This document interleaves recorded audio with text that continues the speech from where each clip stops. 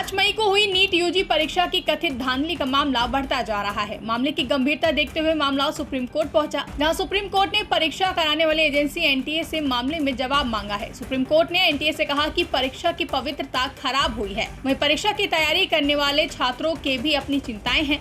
बता दें, NEET UG प्रश्न पत्र लीक होने की खबरों के बीच अभ्यर्थियों के एक समूह ने नए सिरे से नीट यूजी 2024 परीक्षा कराने की मांग करते हुए उच्चतम न्यायालय का रुख किया। गड़बड़ी का आरोप लगाते हुए अभ्यर्थियों ने कोर्ट में याचिका दाखिल की है कि नीट यूजी 2024 रिजल्ट को वापस लिया जाए और फिर से परीक्षा कराई जाए। बता दें, नीट परीक्षा 5 मई को हुई थी और 4 जून को इसका रिजल्ट आया था। तभी से कई शिकायतें सामने आई, जिसमें पेपर लीक की बातें कही गई हैं। वहीं अभ्यर्थियों द्वारा दायर याचिका पर सुप्रीम कोर्ट ने एनटीए से जवाब मांगते हुए कहा कि यह इतना आसान नहीं है कि आपने जो किया है वो सही है। परीक्षा की पवित्रता खराब हुई है, इसलिए हमें जवाब चाहिए। काउंसलिंग शुरू होने दीजिए, हम काउंसलिंग बंद नहीं कर रहे हैं। वहीं सुप्रीम कोर्ट में हुई सुनवाई पर बात करते हुए फिजिक्स वाला के संस्थापक अलख पांडे ने कहा कि कोर्ट ने एनटीए से जवाब मांगा है क्योंकि एनटीए से एग्जाम कराने में कोई कॉम्प्रोमाइजेशन हुआ है।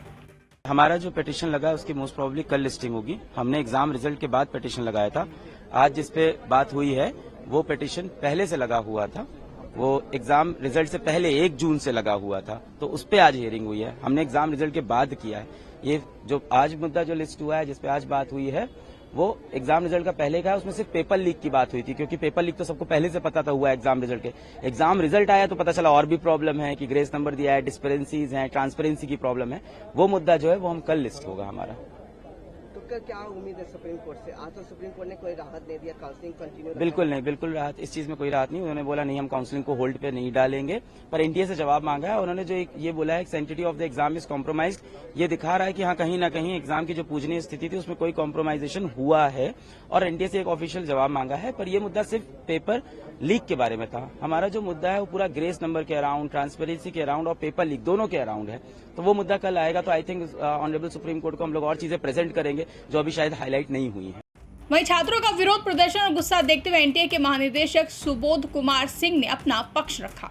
एक जो प्रपोर्शन एक इशू आ रहा था कि ये कुछ कैंडिडेट्स जो करीब पूरे जो हमने 4750 सेंटर पे 24 लाख लोगों के लिए कराया था, उसमें 6 सेंटर्स से करीब 1600 बच्चों का इशू आ रहा था कि इनके जो है मार्क्स, और उसमें पर्टिकुलरली एक सेंटर के बच्चों के मार्क्स ज़्यादा बढ़ गए हैं। तो उसके लिए एक हमने कमेटी बनाई थी, ग्रीवांस रिड्रेसल कमेटी। जो बच्चे कोर्ट गए थे कि उनका टाइम लॉस हुआ, उनको कंपनसेट किया जाए या रीटेस्ट किया जाए। तो कमेटी ने रेकमेंड किया था कि इनका जो टाइम लॉस हुआ इनको इस फॉर्मूले के तहत जो एक पहले किसी अपेक्स कोर्ट के जजमेंट में था उसके तहत इनको कंपनसेट कर दिया जाए। तो उसके बेसिस पे रिजल्ट इशू हुआ।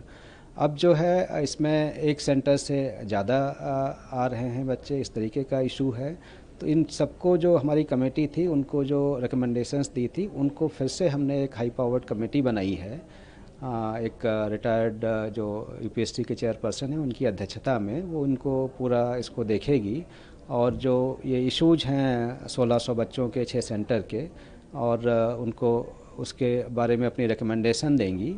और जो पूरे मतलब 23 लाख बच्चों का है और ये जो 1600 बच्चे हैं, इन दोनों को आश्वस्त यही किया जाता है कि एग्ज़ाम जो कंडक्शन हुआ वो पूरी तरीके से अच्छा हुआ, कहीं पे कोई इंटीग्रिटी कंप्रोमाइज़ नहीं हुई है। जो इशू ये 1600 बच्चों के कंपनसेटरी मार्क्स देने का है, इसको रिविजिट करेंगे और जो कमेटी रिकमेंड करेगी उसके आधार पर निर्णय लेंगे। बहरहाल अब देखना अहम होगा कि सुप्रीम कोर्ट द्वारा मांगे गए जवाब पर एनटीए की तरफ से क्या पक्ष रखा जाएगा और सुप्रीम कोर्ट इस पर क्या फैसला करेगा। ब्यूरो रिपोर्ट, इंडिया पब्लिक खबर। फिलहाल के लिए इस खबर में बस इतना ही। देश और दुनिया की ऐसी तमाम बड़ी खबरों के लिए हमारे YouTube चैनल को सब्सक्राइब करें और बने रहें इंडिया पब्लिक खबर के साथ।